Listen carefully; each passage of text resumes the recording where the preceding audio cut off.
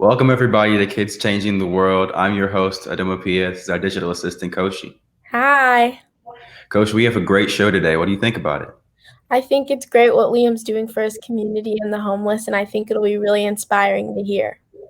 Yes, we cannot wait. We have Liam Hannon from Lunches of Love, and he is amazing. He's worked with the homeless, and when he was 10 years old, he came up with this idea for a project that would benefit the homeless and give them meals, and it's really evolved into something really great. So I cannot wait to share his story. All right, let's get started.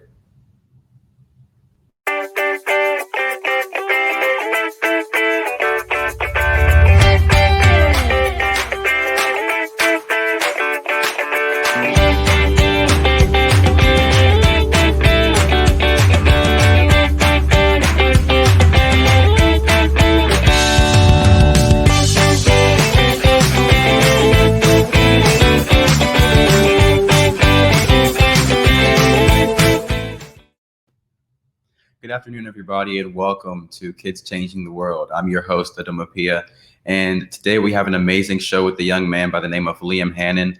At the age of 10, Liam started the project Liam's Lunches of Love, and he gives out lunches to the homeless, and he's just a really great guy. I'll leave a lot of the blanks to be filled in by him. His story is truly amazing, but without further ado, welcome, Liam. Hi. We're so glad to have you on the show today. I'm excited to be here. All right, let's hop into it. Okay, so Liam, could you please tell the audience a little bit about yourself and your story? Yeah, so when I was 10, that summer, I didn't want to go to summer camp. So my dad told me that I couldn't just stay home and do nothing or like play video games. So we looked for some other activities to do. One of which was that my city's library wanted to, or had a program called Build a Better World, where they had books and they were all about people who were changing the world. So that really inspired me to want to do something. Another thing that we found is called Brain Chase. It is an online treasure hunt website where you do specific challenges to get clues and then find where the treasure is on the globe. And one of the challenges that I picked for the summer was service. So every week it asked you to do something different for a group of people or just in general to help people. The first week it said do something for people experiencing homelessness. So my dad thought, why don't we rent a food truck and go all across Cambridge and Boston to find people that need it, people who are experiencing homelessness. But there are people that sort of hang out, not necessarily sleep, but they congregate right in front of my apartment building. And I was like, why don't we make them food? We see them every day that we walk out of our building, and they are pretty much like we knew some of them at the time, like we said hi. I was like, why don't we make them lunch? So the first week we made 20 lunches and we decorated all the bags, hand drew them, and we went out. And at first I was so nervous. I was like, how are people going to react? What are they going to say? Are they going to be offended that I'm trying to help them? But no, the first person I gave it to, his face lit up as soon as he saw me coming over with the bag. And I then had a conversation with him. And at first you see people that are experiencing homelessness and they usually seem kind of sad, or like they look sad, and that's because a lot of people walk past them, and the first part of the brain that triggers is the part that recognizes objects, inanimate objects. So it can be really degrading to like feel that way. I felt that way because I've done multiple sleep outs in the winter, and people just walk by without even looking at you. It's really degrading. It's really hurtful. And then for someone to come over and give you food or really anything, it makes your day a whole lot better. And so that's really the main thing it's not about the food, it's about giving kindness and being kind to people. So yeah, that's pretty much the story of how I started. All right, thank you so much for sharing. It was chopping up a little bit in between, so maybe try to kind of do what you were doing in the beginning. For some reason, it was a lot clearer before, but thank you so much for sharing that. That's really inspirational that you kind of saw that issue and took onto it head on. And I really appreciate people like you going out and making a difference in the world. What really was the pivotal thing that inspired you to take on such a task? Um, I think the main thing that wanted me to do that made me want to do this is that my dad has said this when I was little and then like in elementary school. I was always like giving to people and being kind to my friends and even people that I didn't know as well, and my teachers, and it was just he saw right from the beginning that I was a kind person. Yeah, yeah, that's definitely something that's a great trait to have, and it can benefit so many people as it has in your story. Did you ever foresee your project becoming this big? I never thought that that Liam's Lunches of Love would be this big. The first time we went out, I thought it was a one-time thing that we were going to do, and that after that we were going to move on with Brain Chase and the next challenge. And we did, but we continued to do lunches after that. We went out the next week with 20 lunches, and we gave them out again. And it's grown so much. We're now doing 70 to 100 lunches a week. Due to COVID, we had to stop doing hot food and like serving out of our larger wagon because we didn't want people to congregate and be everyone in a big group around the wagon getting food. So we're trying to keep people as safe as possible. We're being safe. We use gloves and masks when we're making food. And yeah, I think that, yeah.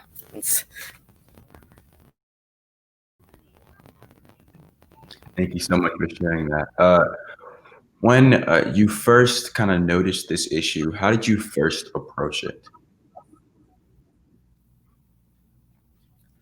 Um,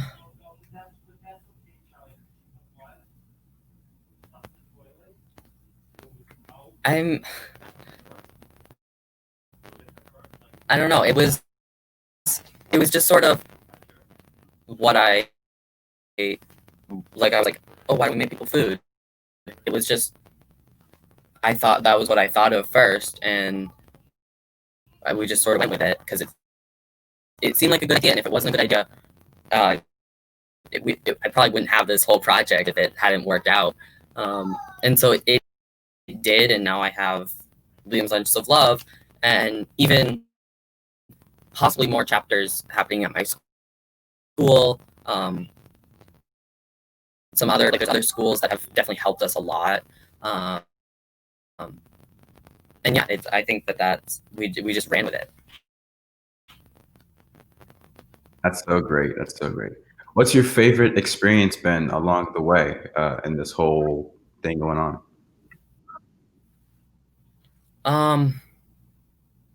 Well, my favorite experience with my actual project, it would have to be there was this man named James who we would see almost every week. And unfortunately, we don't see him that much anymore, but he is in a wheelchair and he comes all the way from Newton to Harvard Square just so he can be around people. And so we had this whole handshake that we would do, and he taught it to me, and it was just really great to be his friend and be able to like he was one of the people that we hung out with the longest on our whole trip. Is we would stay with him for like 5 to 10 minutes, just talking with him and yeah. And then for like, I guess you could say, like, achievements. Being a CNN Young Wonder was probably one of my favorites. I was so honored to be there with all those amazing people, and just getting the chance to get my project out there, because that was one of the first really big things that I did. And I guess I just those two things have been my favorite memories. Yes, that's really cool that you were honored by CNN, and to have such a kind of heartfelt story with that man. It shows the impact that you're able to kind of have with your project and just the spirit of being kind. That's amazing that that's the impact that you're able to have. What tools did you use to kind of create this project? Well, there were a few things. One of the things was my dad and my family. They were always supporting me, and um, and really just pushing me to want to keep doing this. And then everyone who when we started off, we had to go fund me, and we got about $5,000 in there. And that was like the first big thing. I was like, oh my god, how did we get $5,000? And then GoFundMe noticed me. They wanted me to be a kid hero, and I was, and they recognized me on their website, and then they created a whole new GoFundMe. And the first day when I went to school, there was $0 in the GoFundMe, and when I came back, there were $17,000 that people had donated. And so GoFundMe was another big, like, sort of inspiration for me. And yeah, that's probably the people who have donated, and then GoFundMe, and my family, and even the people that we give food to. The way that they react and the kindness they show back towards me just means so much. There were some people that were experiencing homelessness who they gave all their money to one person, and doing that when you are experiencing homelessness can be very dangerous, or not dangerous, but I'm sorry. One second. I'm sorry.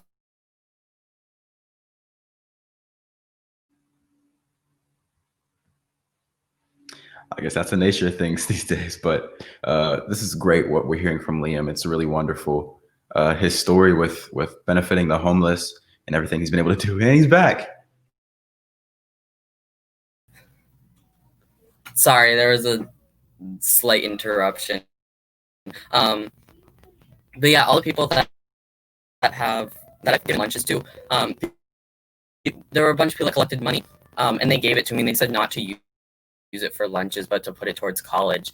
And that just meant so much, that these people who don't have a lot already are willing to give to me. And it meant so much, and it just makes me want to keep doing this. Wow, that's so powerful. The tool of GoFundMe and the impact you've had on these people, and the spirit of selflessness that is kind of mutual. It goes both ways. It's really a testament to character, and it's amazing to see the work that you're able to accomplish through this project. You do so much. What do you do in your free time? Well, I have a lot of interests. One of the main ones is theater and acting. I in 5th grade was when I first had my first like lead in a show, and it was an amazing experience. And then for me, like drawing, anime, K-pop, I don't know, those are just like the things that I enjoy. But theater is like if I could be an actor for like my actual career, that would be like a dream come true. And then of course I still want to keep doing my service project. That's like, the service project means more than anything to me, over everything. That's so cool that you're involved in so many things. I really like that. You're a really well-rounded guy. How has your school experience kind of been a factor in the success of your project? My elementary school, in 5th grade was when I started my service project, and so that was my last year in elementary school. So the school that I was at knew about it a little bit, and they know about it more now. But they didn't know about it when it first started, really, because it was still kind of small. And then my the school that I went to for 6th grade, they were like, they knew about it and they like put me in their newsletter, but they didn't do a lot more than that, which was fine. I mean, like, their school, I get that. And then this school I'm at now, the Community Charter School of Cambridge, they've done so much to help me. They've put me in a newsletter multiple times. Since my project isn't a nonprofit yet, they were willing to hold on to the grant that I got for me until I was ready to use it.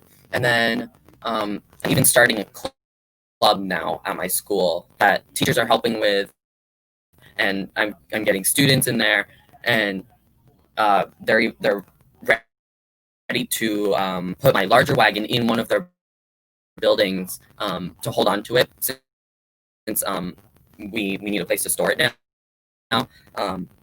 And yeah, so that my school now has been a huge help, and it's one of my favorite places. Yes, definitely. It's always important to have that support system. And that sounds like your school is really pivotal and important in the process for Liam's Lunches of Love.